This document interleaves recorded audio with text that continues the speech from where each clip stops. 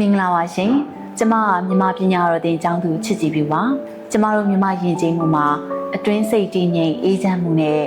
စိတ်ဓာတ်ကောင်းမှုအောင်ပြုစုပျိုးထောင်မှုအလွန်တန်ဖိုးထားကြပါတယ်ဥစ္စာဟူသည်မျက်လင့်မျိုးပညာဟူသည်မျက်ရွှေအိုးဆိုတဲ့ဆိုရိုးစကားလေးရှိပါတယ်ကျမတို့ကြီးပြင်းလာတဲ့ဘဝတစ်လျှောက်မှာဇဝေဇဝါဖြစ်မှုတွေကိုမကြာခဏကြုံတက်ကြရတယ်ပြီးတော့အထီးကျန်မှုတွေကိုလည်းခံစားတတ်ကြရတယ်ဒါကြောင့်ဒီနေ့ကျမ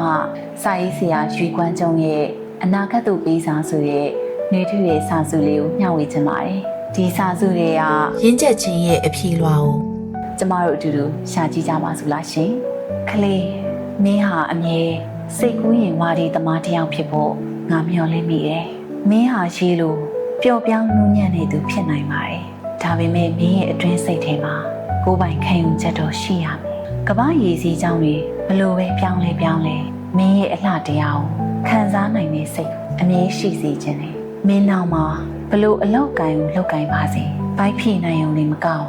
မင်းရဲ့အသိဉာဏ်ပညာကိုလည်းကျွေဝစေခြင်းနဲ့မင်းလွတ်လပ်ပါစေဘသူ့ဟိုမှမိခိုးမနေပါနဲ့ဘသူ့ဟိုမှလည်းထိမ့်ချုပ်ဖို့မကြိုးစားပါနဲ့ကြီးပြင်းလာတဲ့လမ်းမှာလှိုင်းတဘို့ကိုဖျက်ကျော်နိုင်တဲ့တတိရှိစေသလို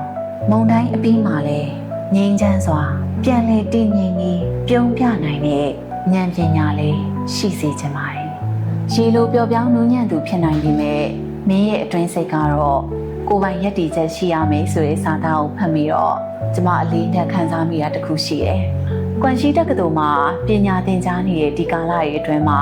ကျမမွေးရမြေကနေဝေးကွာပြီးတော့ဒီမှာတယောက်တည်းရုန်းကန်နေရတယ်။ဒီလိုရုန်းကန်ရတဲ့အတွက်တစ်ခါတလေမှအထီးကျန်မှုခံစားရတယ်။ဒီအထီးကျန်ခံစားမှုတွေကပဲ